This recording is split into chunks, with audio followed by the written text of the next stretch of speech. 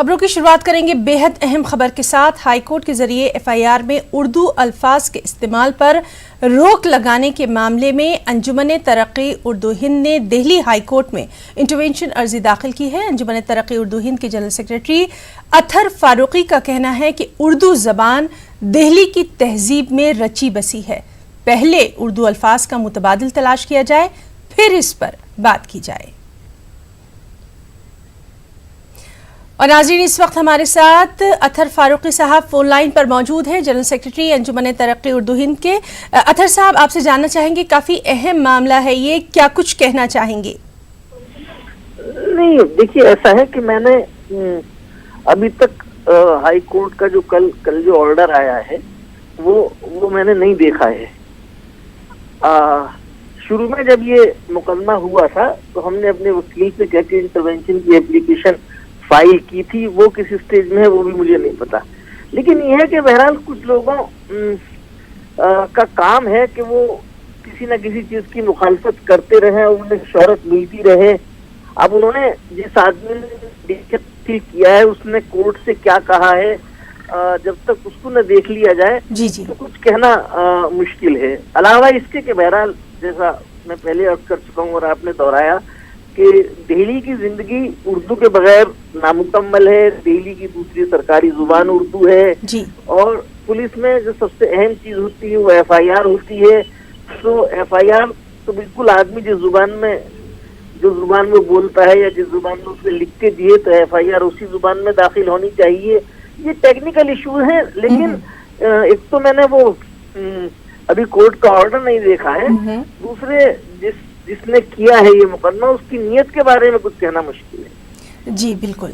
अतहर फारूकी साहब, जिस तरह से लगातार हम बात कर रहे हैं कि दिल्ली और उर्दू दोनों का ऐसा रिश्ता रहा है जो कि वाकई में रचबस गया है, तो पहले तो तमाम चीज़ों का पस मंज़र जानने की ज़रूरत है, उसके बाद कोई चीज़ जो है उसके ऊपर नुक्ताचीनी की जाए। लेकिन मैं बीच में अगर आप मुझे 10 सेकंड दें जी, तो मैं आपसे अर्ज करूं कि ये सिर्फ दिल्ली हाई कोर्ट का मामला नहीं है। जी जी। ये जिस आदमी ने दिल्ली हाई कोर्ट ने तो जो कहा है वो सोच समझ के कहा होगा। तो मैंने अभी ऑर्डर नहीं देखा है, अभी सिर्फ अखबार में रिपोर्ट देखी है और कई दफा ऑर्डर में और जो अखबार में रिपोर्ट छपी होती है दोनों में फर्क होता है। लेकिन उर्दू के लिए जो दिल्ली में हुकूमतों की जहनियत है, खासतौर पर सूबाई हुकूमतों की, वो इससे भी ज्यादा खतरनाक है। शीला दीक्षित ने उर्दू को नाम निहाद दूसरी सरकारी जुबान बनाया जिसका धेले का फायदा नहीं हुआ, जिसे उर्दू मुहावरे में, उर्दू रोजमर्रा में कहते हैं। उर्दू की जो हालत उस वक्त जो दूसरी सरकारी जुबान बनाया गया था, अब उसके मुकाबले कहीं ज्यादा खराब है। उर्दू मीडियम स्कूल बंद हो रहे हैं और एक इक्का दुक्का स्कूल रह गया है, वो भी कुछ दिन में बंद हो जाएगा। जहाँ पहले से उर्दू जबान पढ़ने का ऑप्शन था वहाँ ऑप्शन खत्म हो गया। और इससे ज्यादा दिलचस्प बात यह है कि जो अंजुमन तरक्की उर्दू हिंद का दफ्तर है वो दिल्ली के बिल्कुल मरकज में है, हार्ट ऑफ द सिटी। वहाँ उर्दू घर के बाहर जो उर्दू घर का बोर्ड है वो 2 साल में हम नहीं लगवा सके हैं। अखबारात ने उस पर बड़ी बड़ी खबरें छापी हैं, टीवी पे आपके यहाँ प्रोग्राम उसके ऊपर हुआ है। लेकिन दिल्ली हुकूमत जो केजरीवाल साहब की हुकूमत है और लगातार वो अपना प्रोपेगेंडा कर रही है, वो उर्दू का एक बोर्ड नहीं बदलवा सकी, उर्दू का एक सही बोर्ड नहीं लगवा सकी जिसमें उर्दू घर लिखा हो। तो ये जो हुकूमतों की जहनियतें हैं इसमें कुछ पता नहीं चलता है कि कौन क्या कह रहा है और कौन कहलवा रहा है। तो ये जो बहुत सारे लोग अज्यूम कर रहे हैं, मैं वो अज्यूम भी करने को तैयार नहीं हूँ कि जिस आदमी ने ये किया है वो किस पार्टी का है। ये भी हो सकता है कि आम आदमी पार्टी की कोई चाल हो, क्योंकि मतलब उर्दू के मामले में उनका रवैया बिल्कुल बहुत दोहरा है। कोई काम उन्होंने उर्दू के लिए नहीं किया है। जहां उर्दू के इलाके हैं जो वो सारी दुनिया में ढोल पीट रहे हैं और यूनेस्को जा रहे हैं और क्या क्या कह रहे हैं कि हमने स्कूल के निज़ाम तालीम को इतना बेहतर कर दिया, वो उर्दू की आबादी वाले किसी एरिया में, उर्दू कॉन्सेंट्रेटेड पॉपुलेशन के किसी एरिया में मुझे एक मॉडल स्कूल दिखा दें। कोई एक मॉडल स्कूलों ने उर्दू कॉन्सेंट्रेटेड पॉपुलेशन वाले एरिया में नहीं खोला है। तो जो हुकूमतों का रवैया है वो सिर्फ चूंकि इलेक्शन करीब आ रहा है, पता नहीं किसने क्या किया, ये भी हो सकता है कि आम आदमी पार्टी ही ने कराया हो, अपने इसी उससे करा दिया हो, कुछ पता नहीं चलता है। चीजें बहुत, सियासत हमारे यहाँ जितनी पेचीदा है जी जी, तो किसी चीज के बारे में कुछ कहना बहुत मुश्किल है। और कोर्ट तो बहरहाल बहुत सोच समझ के करते हैं। हाँ हाँ, मैंने ऑनेस्टली चूंकि अभी न तो वो रिट पिटीशन देखा है न कोर्ट का ऑर्डर देखा है, लेकिन जो जनरल मेरा इंप्रेशन है वो यही है कि दिल्ली की जिंदगी बिल्कुल खत्म हो जाएगी। दिल्ली की जिंदगी का कोई तस्वुर उर्दू के बगैर नहीं है। बिल्कुल। और जितनी सरवतमंदी है उर्दू दिल्ली की जिंदगी की और दिल्ली तहजीब की, वो उर्दू ही की वजह से है। बिल्कुल। अतहर फारूकी साहब, बहुत बहुत शुक्रिया आपका अपना कीमती वक्त देने के लिए, और इतनी बेबाकी के साथ आपने तमाम चीज़ें जो हैं वो हमारे नाजरीन के सामने रखी हैं। बहुत बहुत शुक्रिया अदा करना चाहेंगे। तो नाजरीन, ये थे हमारे साथ खुद अतहर फारूकी साहब, जो कि जनरल सेक्रेटरी हैं अंजुमन तरक्की उर्दू हिंद से। आगे बढ़ेंगे। उद्धव ठाकरे महाराष्ट्र के वज़ीर आला की हैसियत से आज शाम हलफ लेने वाले हैं। हलफबरदारी तकरीब शिवाजी पार्क में शाम 6:40 पर अमल में आएगी। उद्धव ठाकरे के साथ तीनों पार्टियों यानी शिवसेना, एनसीपी और कांग्रेस के दो अरकान भी हलफ लेंगे। शिवसेना की जानिब से सुभाष देसाई, एकनाथ शिंदे, एनसीपी की जानिब से जयंत पाटिल, छगन भुजबल और कांग्रेस की तरफ से बाला साहब थोराट और अशोक चौहान हलफ लेंगे।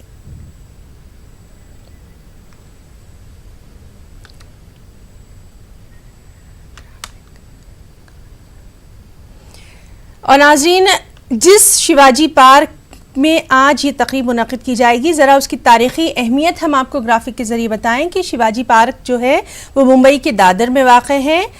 करीब 50 साल से शिवसेना का ये सियासी मरकज़ रहा है और 28 एकड़ में फैला खेल का मैदान 1925-26 में माहिम पार्क के नाम से मौसूम हुआ था।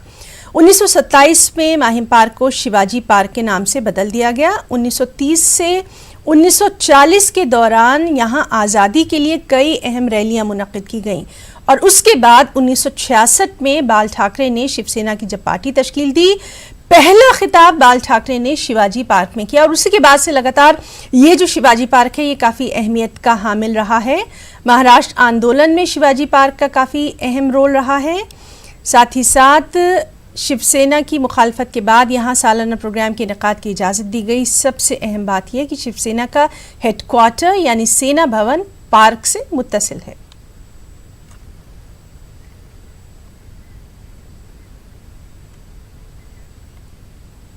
और इस शिवाजी पार्क में क्या कुछ तैयारियां आज शाम के लिए तकरीब के लिए जारी हैं, उसका जायजा लिया हमारे साथी मोहिउद्दीन ने।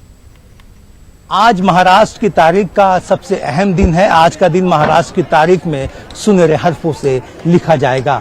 आज उद्धव ठाकरे महाराष्ट्र के मुंबई के शिवाजी पार्क में जो है वो शपथ लेने वाले हैं, अहद लेने वाले हैं। और अब देख सकते हैं कि मतलब यहाँ पर जो है वो किस तरह की तैयारियां जोरों शोर पे चालू है। जंगी पैमाने पर जो है वो स्टेज को बनाने का काम चालू है और ये देख सकते हैं कि आप लोग यहाँ पर लगे हुए हैं और कोशिश की जा रही है कि शिवाजी महाराज के किले का रूप जो है वो इस पूरे के पूरे स्टेज को दिया जाए। मैं आपको बताता हूं कि मतलब आप ये देख रहे हैं कि ये जो है वो राज मुद्रा है जो शिवाजी महाराज की ओहद की निशानी है।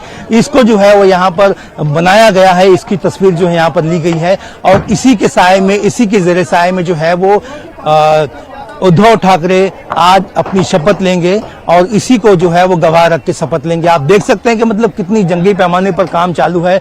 और सबसे अहम बात यह है कि इस पूरे स्टेज को जो कि 6000 स्क्वायर फीट पर मबनी है, इसको जो है वो एक किला नुमा बनाया जा रहा है। शिवाजी महाराज के जो किले की याद जो है ताज़ा की जा रही है, क्योंकि शिवाजी महाराज जो है वो महाराष्ट्र की तारीख का बहुत ही अहम शख्सियत है, तो उनको जो है वो याद यहाँ पर किया जाएगा। आप देख सकते हैं कि मतलब मेरी दूसरी जानिब जो है वो शिवाजी पार्क का ये मैदान, जहाँ पर जो है वो 60 से 70 हजार से ज्यादा लोगों के बैठने की का इंतजाम किया गया है। ये शिवाजी पार्क का मैदान है और इसके आजू बाजू जो है वो 2000 से ज्यादा पुलिस इंतजामिया तैनात होगी। उसी के साथ साथ जो है वो एलईडी लगाई जाएगी। उसी के साथ साथ जो है वो लोगों के बैठने की सुविधा होगी, उनके लिए जो भी इंतजाम होंगे वो किए जाएंगे। आपको हम एक बार फिर अपना बताना चाहते हैं कि जंगी पैमाने पर जो है ये काम चालू है। आज जो है वो शाम 6:40 पर इसी जगह पर से जो है वो उद्धव ठाकरे बतौर मुख्यमंत्री, बतौर वजीर आला के यहाँ पर जो है वो शपथ लेने वाले हैं और इस तारीखी अवसर पर और इस तारीखी मौके पर जो है वो हिंदुस्तान की मुख्तलिफ रियासतों के वज़ीर आला यहाँ पर आएंगे। कांग्रेस सदर सोनिया गांधी भी यहाँ पर इस मौके पर आने की उनकी उम्मीद है, वो भी इस प्रोग्राम को अटेंड कर सकती है। और उसी के साथ साथ ये तारीखी लम्हा जो है वो कैद होने वाला है और मुख्यमंत्री के तौर पर, वज़ीर आला के तौर पर उद्धव ठाकरे शपथ लेने वाले हैं। कैमरा पर्सन संतोष दिसले के साथ मोजुद्दीन, न्यूज़ 18 मुंबई। और आइए अब एक नजर डालेंगे उद्धव ठाकरे की जिंदगी पर।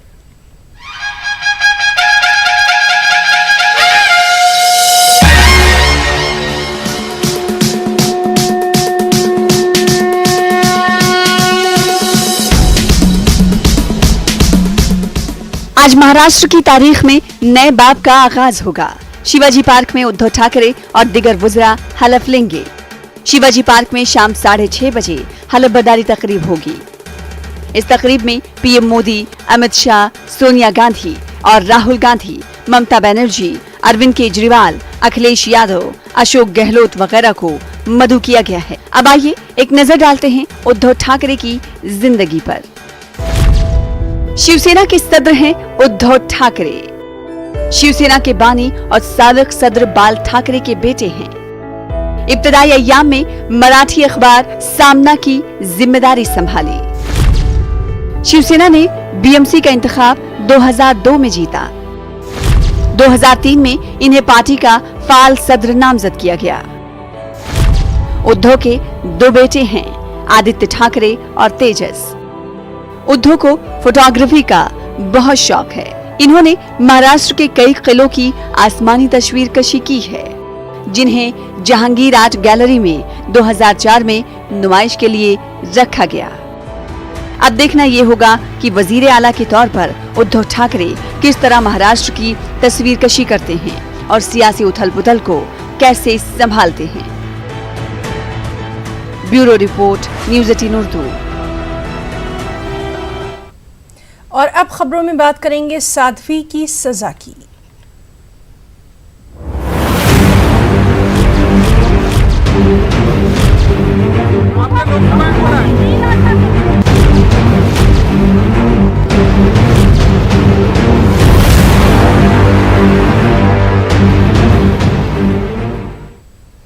जहां गोडसे को देशभक्त बताना साध्वी प्रज्ञा सिंह को महंगा पड़ गया। उनके बयान की हर जानिब से सख्त नुक्ताचीनी की जा रही थी और आज लोकसभा की कार्रवाई शुरू होते ही प्रज्ञा सिंह ठाकुर के बयान की गूंज ऐवान में भी सुनाई दी। अपोजिशन ने इस पर जबरदस्त हंगामा किया।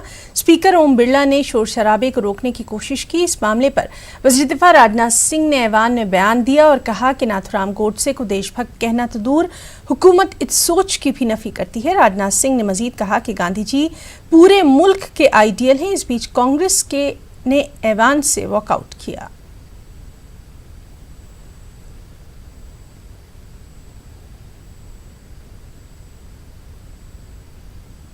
अध्यक्ष महोदय, नाथुराम गोडसे को देशभक्त कहे जाने की बात तो दूर, मैं समझता हूं कि यदि देशभक्त मानने की किसी की सोच है, हम इस सोच को ही पूरी तरह से हमारी पार्टी कंडेम करती है, हमारी सरकार भी कंडेम करती है। दूसरी, जहां तक महात्मा गांधी का प्रश्न है, महात्मा गांधी हम लोगों के लिए आदर्श हैं और वो पहले भी हमारे मार्गदर्शक थे और भविष्य में भी हमारे वो मार्गदर्शक रहेंगे। और उनकी जो विचारधारा है, उनकी विचारधारा उस समय भी प्रासंगिक थी, आज भी प्रासंगिक है और मुझे लगता है कि आगे आने वाले वर्षों में भी महात्मा गांधी की विचारधारा पूरी तरह से प्रासंगिक रहेगी। उनके प्रति चाहे कोई किसी भी दल का हो, किसी भी जात का हो, किसी भी मजहब का हो, महात्मा गांधी को सभी अपना आदर्श मानते हैं और उन्हें अपना एक प्रेरणा स्रोत मानते हैं। साध्वी प्रज्ञा सिंह की चरबज़बानी बीजेपी और हुकूमत के लिए अक्सर सुबकी की वजह बनी रही है। गोडसे के हवाले से साध्वी के ताज़ा बयान से हुकूमत की खूब किरकिरी भी हुई। पार्टी ने दिफाई उमूर पर पार्लिमानी कमेटी से साध्वी की छुट्टी कर डाली। हत्ता कि पार्लिमानी पार्टी की मीटिंग में शिरकत से भी साध्वी को रोक दिया गया और ज़राए की अगर माने तो उसके मुताबिक साध्वी प्रज्ञा सिंह ठाकुर के खिलाफ डिसिप्लिनरी कमेटी बड़ी कार्रवाई कर सकती है। पार्टी उन्हें मुअत्तल भी कर सकती है। The statement given by the Member Parliament Pragya Thakur yesterday is condemnable. Bharatiya Janata Party never supports such statement, and we do not support this ideology. We have decided that she will be removed from the Consultative Committee of Defence, and in this session she will not be allowed to participate in the parliamentary party meeting. We are very clear about it, that we condemn her statement and we do not support this ideology. और BJP Nathuram Godse पर अपना मौक़िफ़ वाज़ेह करे। असदुद्दीन ओवैसी का कहना है कि आज़म खान के बयान पर सख्त रुख अपनाया गया। अयोध्या पर आए सुप्रीम कोर्ट के फैसले पर मेरे खिलाफ भी सख्ती बरतने की बात कही गई थी। अब प्रज्ञा ठाकुर पर पार्टी कोई सख्त रुख क्यों नहीं अपना रही? न्यूज़ 18 से खास बातचीत में MIM सदर असदुद्दीन ओवैसी ने इन तमाम ख्यालात का इजहार किया। हमारे साथ सांसद असदुद्दीन ओवैसी, उनसे बात करते हैं। सर, जिस तरह से बीजेपी ने प्रज्ञा ठाकुर को पार्लियामेंट्री पार्टी में आने से मना कर दिया है, उनके इस बयान के साथ नहीं है, कैसे देखते हैं सर इसे? अरे भाई, ये जो है ना, ये कब तक इस तरह की ड्रामाबाजी करेंगे? देश ये जानना चाहता है कि बीजेपी महात्मा गांधी से उनकी मोहब्बत कितनी है और नाथूराम गोडसे से उनकी नफरत का मियार क्या है। अगर आप नाथूराम गोडसे से नफरत करते हैं तो फिर आप ही की पार्टी में एक सांसद हैं जो पहली मर्तबा नहीं, दूसरी मर्तबा उन्होंने महात्मा गांधी के कातिल को देशभक्त कहा है। हम बीजेपी से जानना चाहते हैं कि भाई साहब, ये आपकी देशभक्ति है? अगर हम बाबरी मस्जिद के फैसले के ऊपर सेटिस्फाइड नहीं है तो आपने हमको क्या क्या कह दिया? आजम खान की स्पीच हुई तो उस पर तो पूरे बीजेपी के लोग खड़े हो गए कि चेयर के सम्मान की बात है। अब गांधी के सम्मान में कौन खड़े रहेगा? नाथूराम गोडसे के खिलाफ कौन खड़ा होगा? ये तो बीजेपी को बताना पड़ेगा देश को। तो सर, आपने इसको लेकर के जो नोटिस दिया है सर, उस पर क्या चाहते हैं बहस हो? हमने स्पीकर को नोटिस दिया है। स्पीकर ने काइंड इनफ थे, उन्होंने कहा कि हमने उसको उसमें अपने लिया हुआ संज्ञान में लिया है। स्पीकर के ऊपर है कि वो क्या करेंगे। हमने तो दे दिया है, क्योंकि देखिए पार्लियामेंट के जो रूल्स हैं, आपके रूल 352 और 349 का क्लियर वायलेशन है उस स्पीच में। एक बीजेपी की MP ने टेररिज्म को ग्लोरीफाई किया। आप टेररिज्म ग्लोरीफाई करते हैं और आपकी सरकार कहती है टेररिज्म कॉम्प्रोमाइज नहीं करेंगे। साफ तौर पर ये चाहते हैं कि आखिरकार क्या रुख है टेररिज्म को लेकर के बीजेपी का, इस पर सफाई मांगा है। कांचनापू पाठक के साथ विनीत कुमार, न्यूज़ 18 दिल्ली। और वहीं अधीर रंजन चौधरी का कहना है कि प्रज्ञा सिंह ठाकुर ने बयान पार्लियामेंट में दिया है, इसलिए प्रज्ञा के खिलाफ स्पीकर को भी कार्रवाई करनी चाहिए। बिल्कुल नहीं लगता, क्योंकि देखिए ये सदन की गरिमा की सवाल है, राष्ट्र की गरिमा की सवाल है।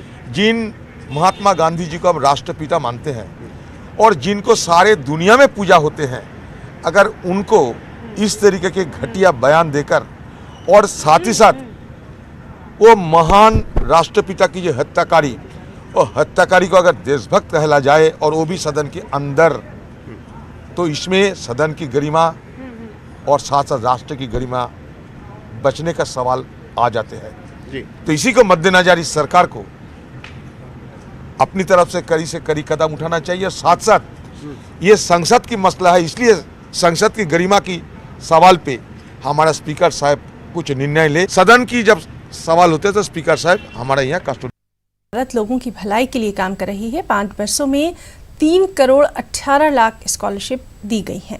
मुख्तार अब्बास नकवी से खास बातचीत की हमारे दिल्ली नुमाइंदे खुर्रम शहजाद ने। स्कॉलरशिप को लेकर पार्लियामेंट में लगातार सवाल पूछे जा रहे हैं। पूरे मामले पर बात करने के लिए हमारे साथ मरकजी वजीर बराए अक़लियती उमूर मुख्तार नकवी साहब मौजूद हैं। नकवी सर, लगातार सवाल पूछे जा रहे हैं। देखिए, मुझे ऑफिसर्स बताते हैं, अधिकारी बताते हैं कि मिनिस्ट्री ऑफ माइनॉरिटी अफेयर्स में तो सवालों का टोटा रहता था कि पार्लियामेंट से कभी एक आध सवाल आ गया तो आ गया। यानी मिनिस्ट्री एक्टिव है, लोगों के सरोकार के लिए काम कर रही है, चाहे वो एजुकेशनल एम्पावरमेंट हो, चाहे सोशल एम्पावरमेंट हो, चाहे इकोनॉमिक एम्पावरमेंट से रिलेटेड इश्यूज़ हों, स्किल डेवलपमेंट से रिलेटेड मुद्दे हों, उन सब पे मजबूती से काम हो रहा है। पिछली बार हमने 3 करोड़ 18 लाख इन 5 सालों में, पिछले 5 सालों में छात्र छात्राओं को स्कॉलरशिप दी जो गरीब थे, कमज़ोर तबके थे। इस बार भी हम बहुत बड़ी तादाद में स्कॉलरशिप दे रहे हैं। और इस बार भी सर, आपने कहा था कि हम चाहते हैं कि 1 करोड़ स्कॉलरशिप हर साल इस बार अप्रॉक्सीमेटली 1 करोड़ तो एक साल में हम ये इसी समय दे देंगे। उसके बाद 4 साल अभी बचा हुआ है, तो मुझे लगता है कि हम अच्छा क्या है कि एक पहली बात समझना चाहिए, स्कॉलरशिप हमारी 100% डिजिटल है, 100% ऑनलाइन हो गई है। स्कॉलरशिप पोर्टल के माध्यम से दी जाती है, कोई बिचौलिया नहीं, कोई बेईमानी नहीं, सीधे छात्र छात्राओं को स्कॉलरशिप उनके खातों में पहुंच रही है, पहुंचेगी और पहुंच रही है। तो हमारी कोशिश है कि ट्रांसपेरेंट तरीके से जो ज़रूरतमंद हैं, जिनको शिक्षा के लिए ज़रूरत है, उनके एजुकेशनल एम्पावरमेंट, शैक्षिक सशक्तिकरण के लिए ज़रूरत है, उनको वो मिले। लेकिन और देश के हर कोने से एप्लीकेशन आ रही हैं और आई हैं, और मुझे पूरी उम्मीद है कि हम अपने जो हमारा टारगेट है वो उसको पूरा करेंगे। सर एक आखिरी सवाल, जिस तरह से आप मिनिस्ट्री का, वजारत का बजट है, उसमें से देख रहे हैं कि तकरीबन 2000 करोड़ के आसपास आप लोग स्कॉलरशिप पर ही खर्च कर रहे हैं, तो कितनी ज़्यादा मतलब आप तवज्जो दे रहे हैं? देखिए, हमारा एजुकेशनल एम्पावरमेंट माइनॉरिटीज़ का बहुत ज़रूरी है। आपने देखा कि कितनी गुर्बत में माइनॉरिटीज़ के लोग, बच्चे बच्चियाँ रहते हैं, परिवार है उनके, वो शिक्षा करा नहीं पाते, ज़्यादातर स्कूल से ड्रॉप आउट के केसेस दिखाई पड़ते हैं। तो हमारी ये सब कोशिश है कि उनको जो है वो आर्थिक रूप से तंगी की परेशानी की वजह से वो शिक्षा से दूर महरूम न रहे, शिक्षा से दूर न रहे, और इसके लिए हम पूरी कोशिश करते हैं। हमने स्कॉलरशिप के लिए खुद हमारे senior officers, joint secretary level के, एडिशनल सेक्रेटरी लेवल के ऑफिसर्स स्टेट्स में गए, स्टेट्स में अवेयरनेस कैंपेन्स की, जो इंस्टीट्यूशंस हैं उनको हमने बात करी, उनको कहा कि आप अपने बच्चे बच्चियों को जो स्कॉलरशिप चाहते हैं उनको आप स्कॉलरशिप पोर्टल पे भरवाइए। तो बहुत अच्छा है, और एक डुप्लीकेसी बिल्कुल बंद हो गई, लीकेज बंद हो गया। मतलब पहले तो ना था कि भाई यहाँ से भी ले रहे हो, अब तो क्या हो गया कि सीधे सीधे आपको, जैसे सेंट्रल गवर्नमेंट से स्कॉलरशिप ले रहे हैं तो स्टेट से नहीं मिलेगी आपको, तो वो एक बहुत अच्छा प्रोसेस हुआ है। तो डुप्लीकेसी ना होने की वजह से ज़्यादा बच्चे और बच्चियाँ स्कॉलरशिप ले रही हैं। तो ये थे मुख्तार अब्बास नकवी, जिन्होंने कहा कि तरजीहात में शामिल है वजारत की, और यही वजह है कि वजारत एक्टिव है और सवाल भी लगातार पूछे जा रहे हैं। कैमरामैन हरीश के साथ खुरम शहजाद, न्यूज़ 18 दिल्ली। MIM के फ्लोर लीडर अकबरुद्दीन ओवैसी के हाथों शादी मुबारक स्कीम के चेक तकसीम किए गए। हल्का असम्बली चंद्रायन गुट्टा के इलाके हाफिज बाबा नगर में एक तकरीब का इनेकाद किया गया। इस दौरान 410 गरीब खानदानों में शादी मुबारक स्कीम के ये चेक तकसीम किए गए। इस मौके पर अकबरुद्दीन ओवैसी ने कहा कि मजलिस की नुमाइंदगी पर ही आंजे हनी वज़ीर-ए-आला YS राजशेखर रेड्डी ने इज्तिमाई शादियों का आगाज़ किया था। अलहदा तेलंगाना रियासत के क़याम के बाद मजलिस की नुमाइंदगी पर ही शादी मुबारक स्कीम की शुरुआत की गई। अकबरुद्दीन ओवैसी ने कहा कि हल्का असम्बली चंद्रायन गुट्टा शादी मुबारक स्कीम पर अमलावरी के मामले में रियासत भर में सरे फहरिस्त है। मैंने YS राजशेखर रेड्डी साहब से मुलाकात कर उनसे दरख्वास्त की थी कि हमारी रियासत में भी काफ़ी गरीब बच्चियां हैं जो घरों में बैठी हैं, जिनकी शादियां नहीं होती, और उनके सामने मैंने ये बात रखी कि राजस्थान में इस तरीके से मदद की जा रही है। तो उन्होंने तवज्जो के साथ मेरी बात को समाअत की, सुना, और उसके बाद में ये कहा कि अकबर साहब हम भी यहाँ पे शुरू करेंगे। साबिक़ वज़ीर-ए-आला चंद्रबाबू नायडू के दौरे अमरावती के दौरान सख्त कशीदगी देखने में आई। YCP कारकुनों ने चंद्रबाबू नायडू के दौरे की मुखालफत करते हुए उनकी गाड़ी पर पत्थर और चप्पल फेंक डाले। इस दौरान तेलुगु देशम और YCP कारकुनों के दरमियान कशीदगी देखी गई। YCP कारकुनों ने स्यापट्टियां बांधकर बाबू के दौरे की मुखालफत की। तेलुगु देशम कारकुनों ने पुलिस पर साबिक़ वज़ीर-ए-आला को सिक्योरिटी फराहम करने में नाकामी का भी इल्ज़ाम लगाया।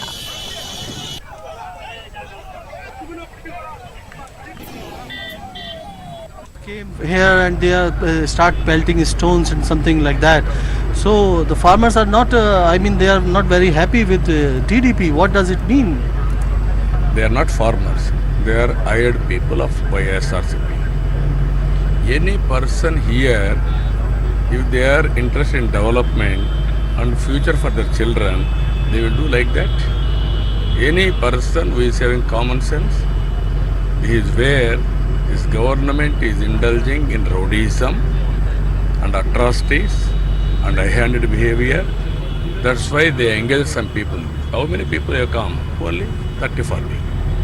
What it indicates? You mean to say that Jagan Mohan Reddy, you are charging Jagan Mohan Reddy who is planting? Jagan Mohan Reddy has done. He is the Chief Minister of a state. without his permission. 14 years I was chief minister. I am a opposition leader, party president for 25 years. Can they send like that people? Can police allow all these people? I am asking a straight question. Why I am moving here to visit Amaravati? Thank you very much, sir. And he said that the development process in Andhra Pradesh is almost stalled, and he claims that Jagan Mohan Reddy government is responsible for that. He is now going to meet the common man, the farmer, and would like to express his what is going on in Andhra Pradesh. With cameraman Manish, this is Sanjay Tiwari, News 18, Amravati. खबरों में फिलहाल इतना ही। आदाब।